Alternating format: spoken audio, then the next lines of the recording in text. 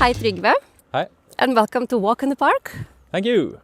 Today we are in Oslo. This is where you have an office, and Databutton have an office just right there. And we are at Aker Brygge, and we are going for a walk and talk with Trygve Karper, co-founder of Databutton, to know more about what you do to really build this AI tool for creators. Yes. To build an app easy, and also more about your journey, how you've been through academia and then into working in a startup and then building your own startup, and more about your life and how you ended up here. Okay.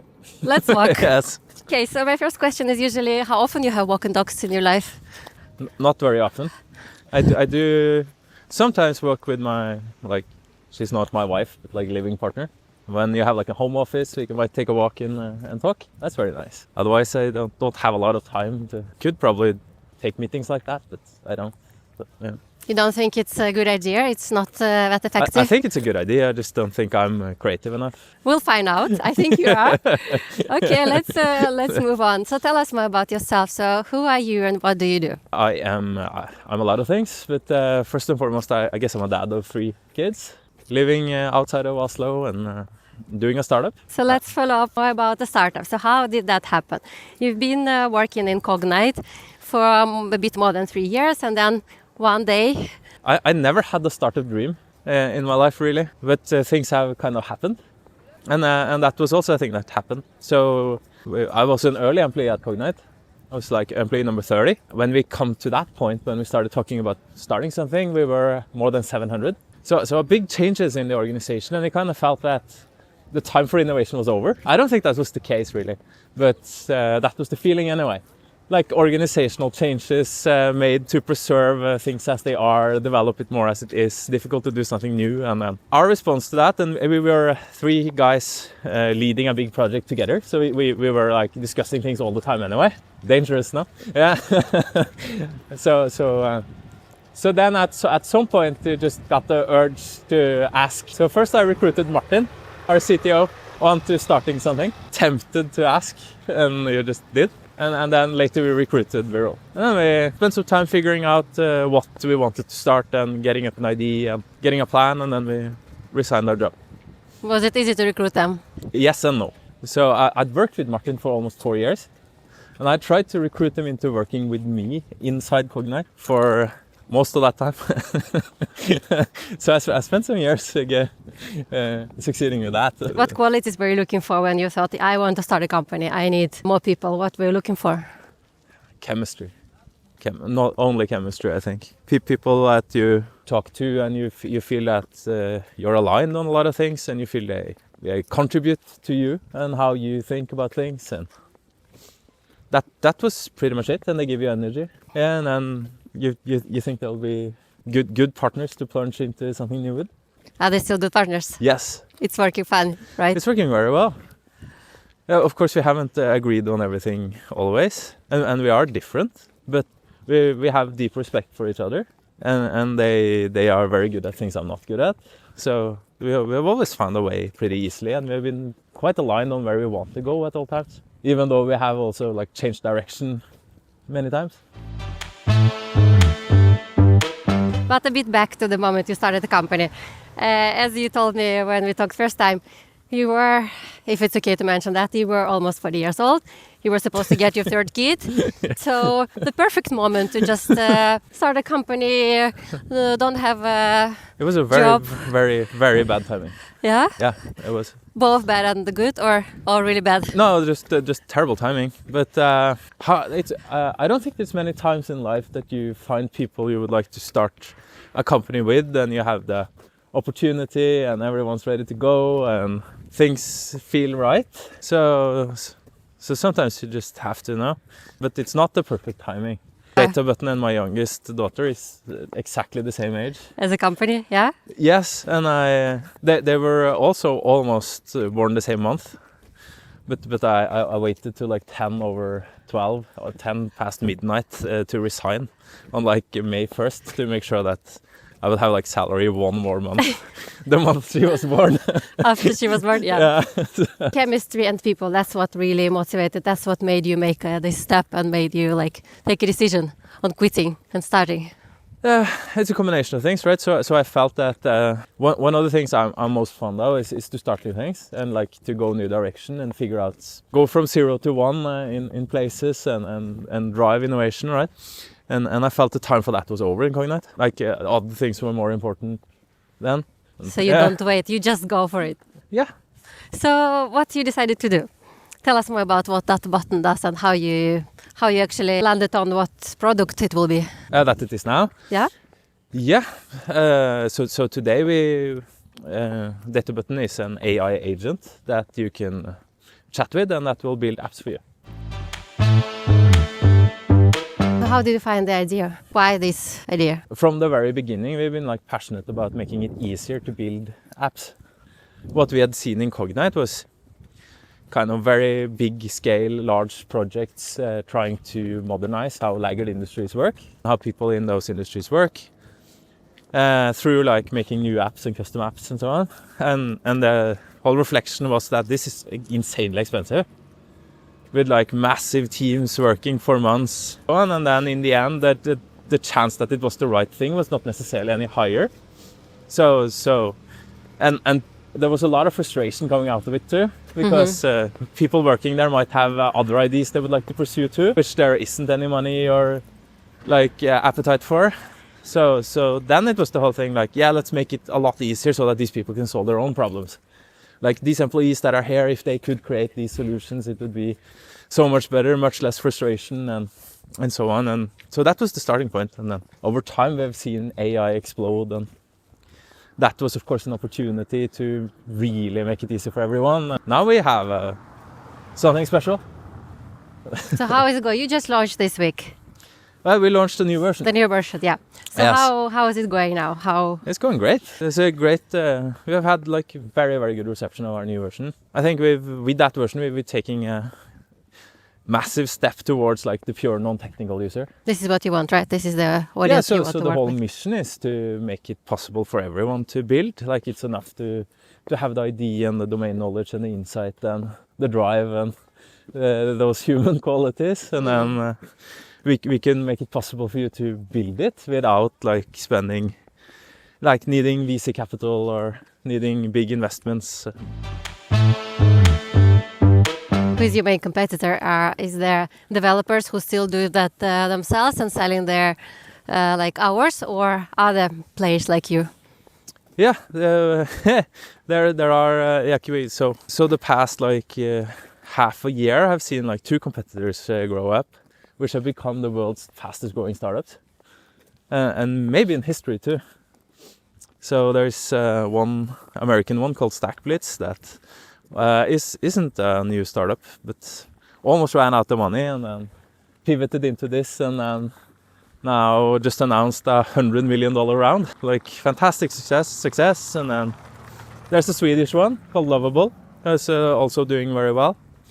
But mainly I think the alternative for our customers is freelancers and agencies. So what are you learning from those new companies coming in the market? Like the market potential is really huge, right? Yes. So what do you learn from those 2 fast-growing companies? We have been a good product team. Like that is what we are best at. Building a great product, making sure our customers succeed, having like very low churn. People like us and the product is great. We have not been a very good marketing team and have had to learn there, especially on like this kind of go-to-market and in this modern world where you try to sell on the internet. You want to reach people that like the buyer is the user. It's not 2 different people. You're not selling to a boss and then that's pushed down on Which users. is good.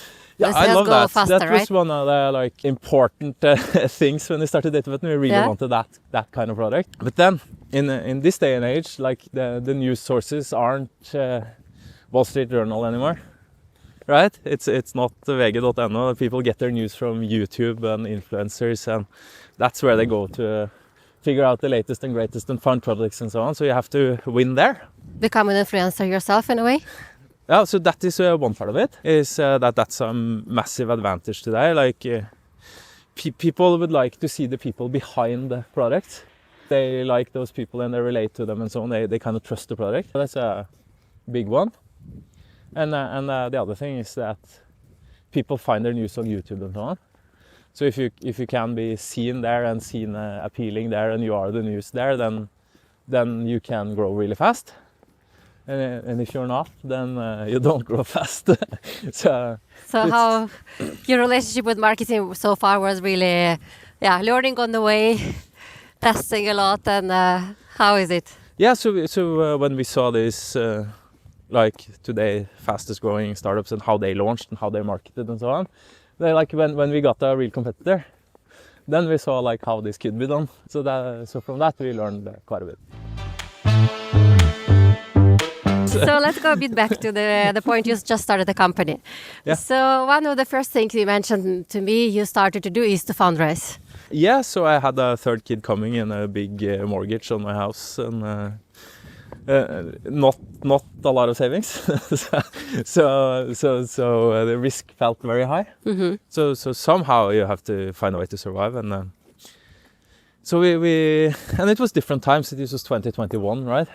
So it was before, it was while interest rates were zero and VC markets were soaring, and so then we went fundraising, yeah. And we were lucky, and we found an investor fairly quickly, and we raised the pre-seed before we had our last day at Cognite. What was your strategy? No one of you, the three of you, were doing any fundraising before, right? No one was building companies, so you didn't really have experience with that. We've been part of Cognite's fundraisers, though, to be fair, but more as more part of the technical DD and been that part of those processes. So not the whole process, of course, but we've been part of the 2 fundraisers Cognite had. So you've done a slide deck and just went out and reached out to many investors. Yeah, in that sense we were. I think like this is where like people like Kjetil Holmefjord and so on is very good. So if you like, he helped us a lot, and if you can convince him, so you can contact him and people like him here that can also help you find others, right? So he has a huge network and can introduce you further. And, so building a network and supporters around you is important for a startup founder. This VC world is a bit strange now. Some people compare it to high school dating. Yeah, interesting. Tell us more. Yes. So yeah, okay. So I can rationalize it a bit. So they invest very early, before you have metrics, right? So you don't have any numbers to show that you're great or your product is good or something like that. No. So that means that they invest based on feelings, right? On what they believe will be good and so on and so on.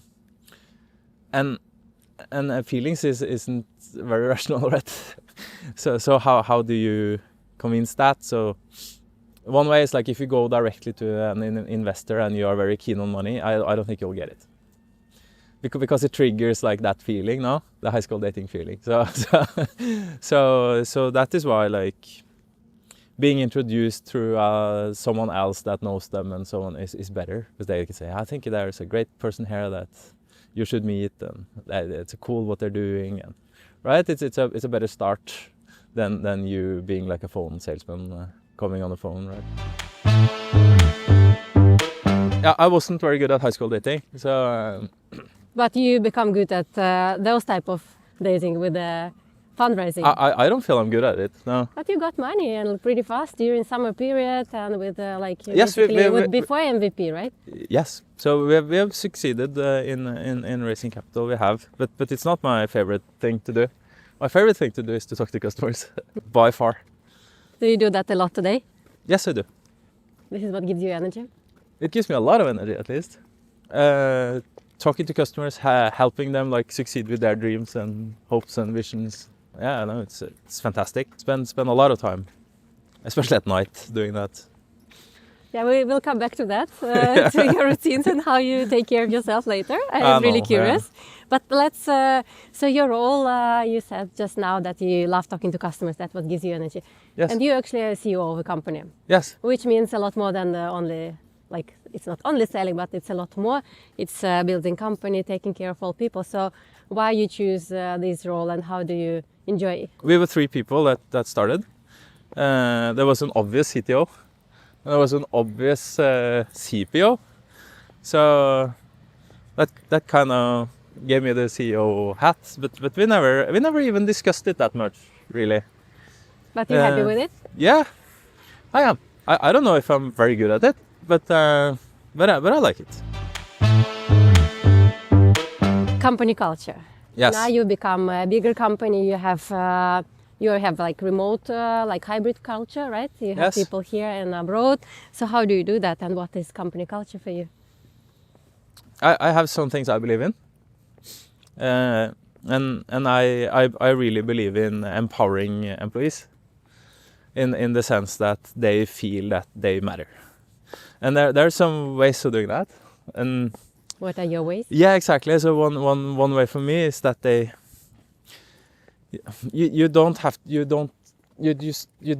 you shouldn't be like talking about what they do when, but more talk about what we want to achieve.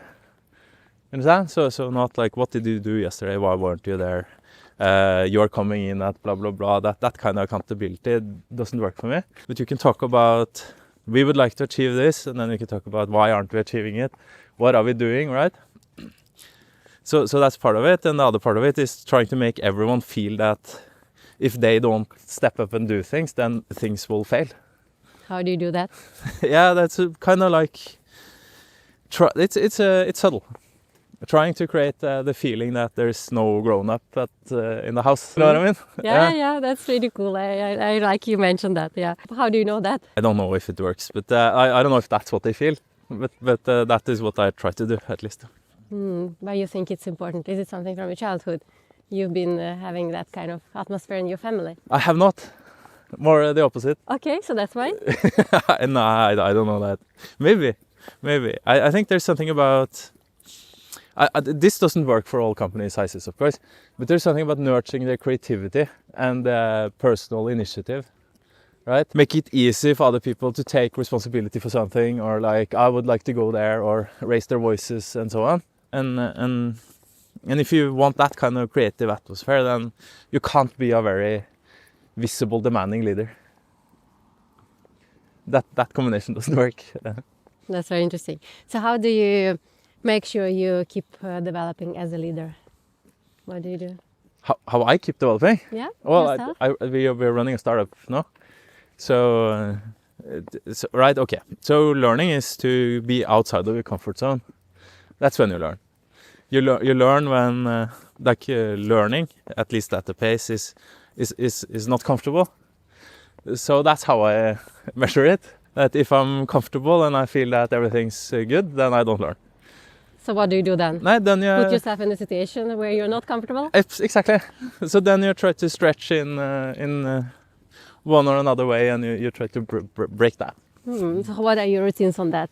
Are you checking with yourself like every day, every week? No, you feel that. But I assume with building a startup, it's almost every day you're learning new things, right? Exactly. So that's why you love doing that?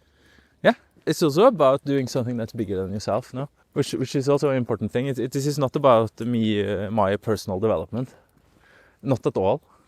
I don't see it that way in any way. It's very meaningful to be part of creating something bigger than you, right? So I'm much more motivated by that than my personal development, really.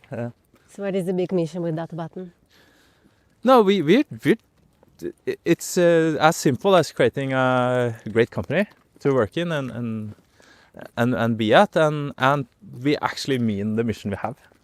It's like dead serious. We are trying to enable people to build apps and make a change in their life or their business, and it's super motivating. Yeah.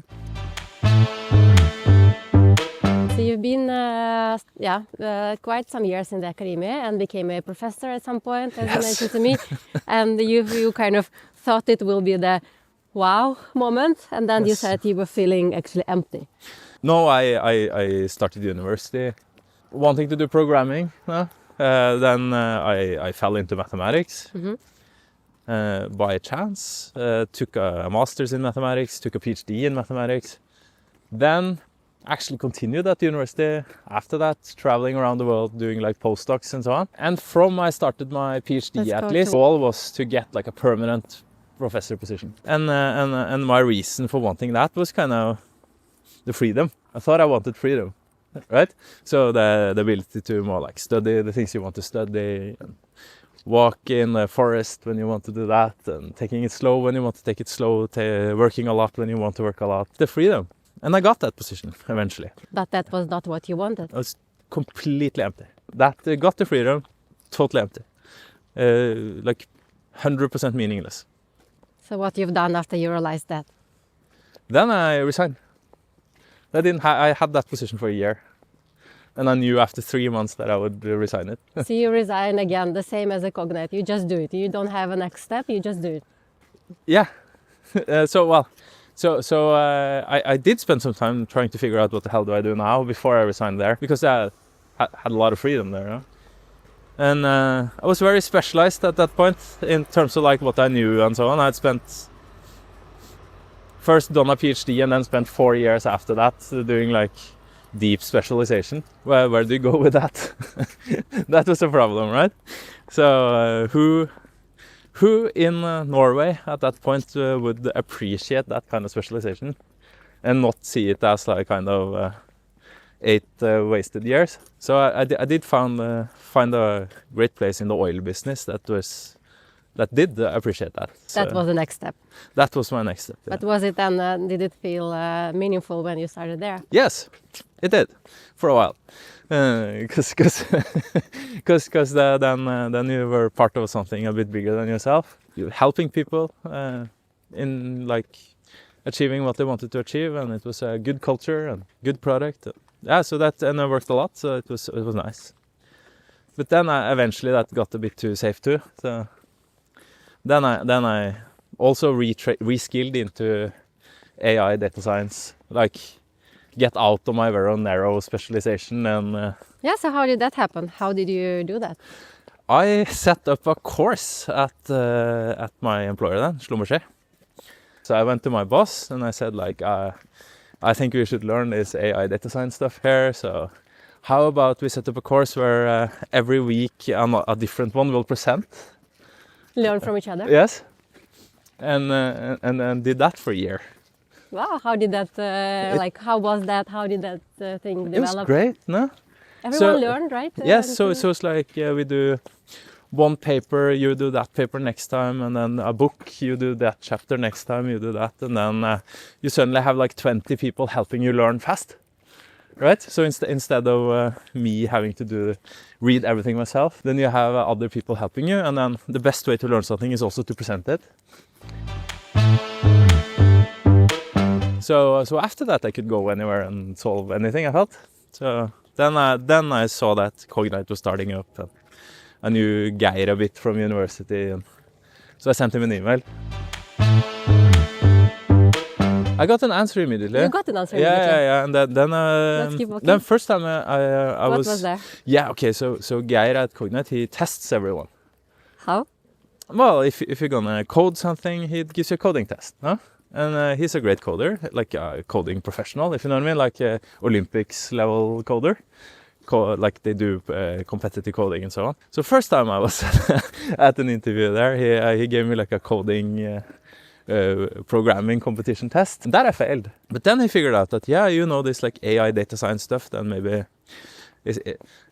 would that be better? So then I went in doing a test in that, and that of course went very well. So then I was hired too. And very quickly built up everything data science and AI at Cognite. I actually had the same problem with one of my colleagues that from Schlumberger, their old job, who was also like crazily good. Who also failed Geir's coding test. Okay, so it's something there. So we had to convince a lot to get him into.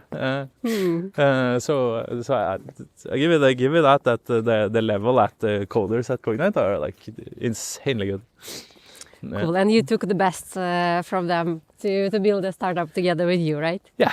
Like attracting people, and you want the best people. So how do you do that? What is your tricks on that?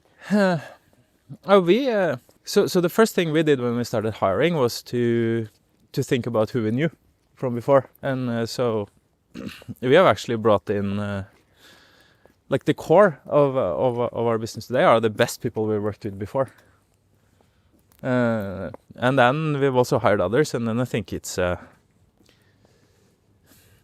so skill is one thing, motivation is more important. How do you test that? How do you check? You talk and you see where do you want to go with your life. You see in the past, like especially past couple of years, and then you try to project, like where does this person want to go? What motivates them?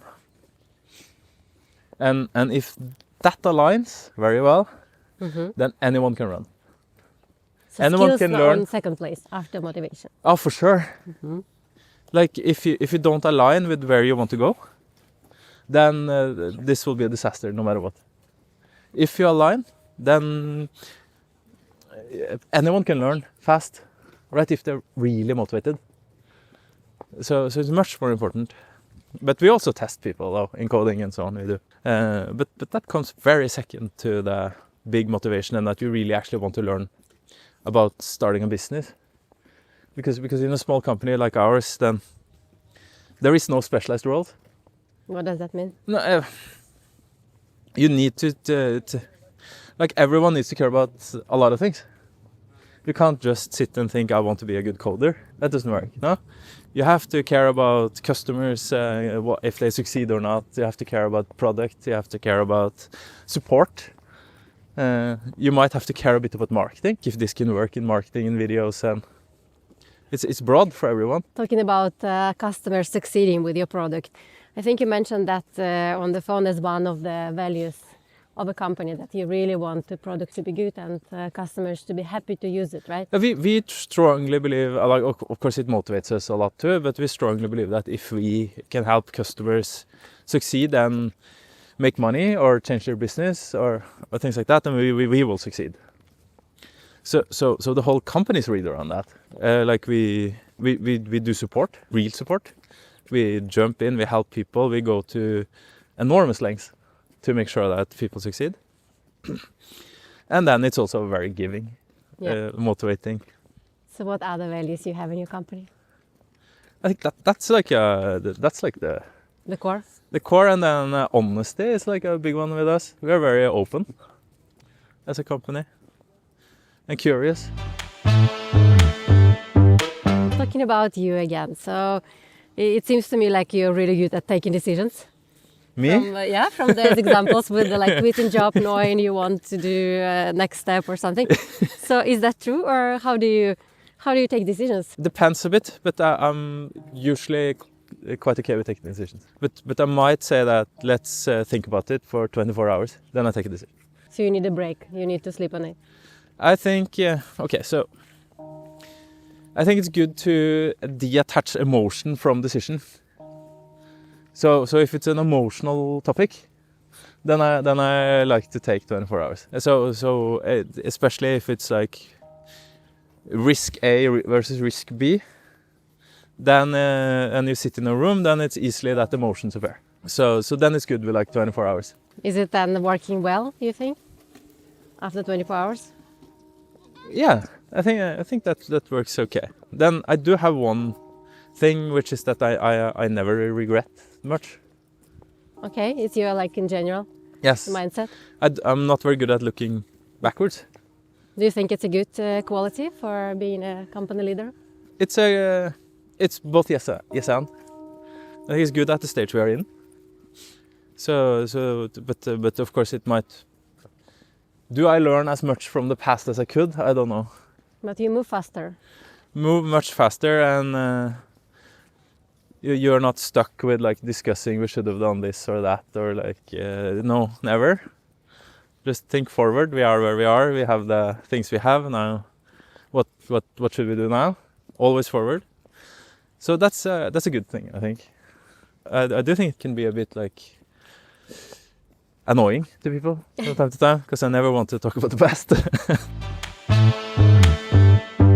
When you were a kid, when you were small, were you like, you mentioned you were never dreaming of starting a company, But were you like building, creating, doing anything? How were you? I started coding very early. So I started programming when I was maybe 8 and have been like creating in that way since then. I'm old, right? So when I was a kid, we did like LAN parties where like with cables to machines and so on. And everyone else was sitting playing. I was coding, trying to build like a chat client that they could use to chat to each other and building games for them and So looking so for on. Solutions. Exactly. So like trying to create something that they would value with my coding, even as a kid. So that has been with me all the time. So you still have that with you, right? Finding solutions, finding some smart decision, like It's about like I don't know if it's about what it's really about, but like giving them something they value, making something that has value for them. that is what motivates you, Yes, both in building company and like building product, giving it to people. like value. Yeah. It looks like you just mentioned that, like you want to give people what they want to build a great product, want really do something meaningful. So what do you do for yourself to be able to kind of succeed on this long-term journey? How you take care of yourself? I'm very bad at it. That's the truth. Why you think you're bad at that? Well, I try to be a good dad and give them a lot of value, and I try to build a good company and give a lot of value there, and that takes pretty much all my time. And the thing that suffers the most from it is like my own health and well-being. But you seems like you have a lot of energy and you are happy. I am very happy as a person, for sure. I see that. Yes. But how do you recharge? I don't. Well, I spend time with my family. That's a recharging. But I don't have like a lot of time by myself, or I don't train a lot, or I sleep way too little. And, yeah. But you feel it's good for you now, for now. I thrive. Yeah.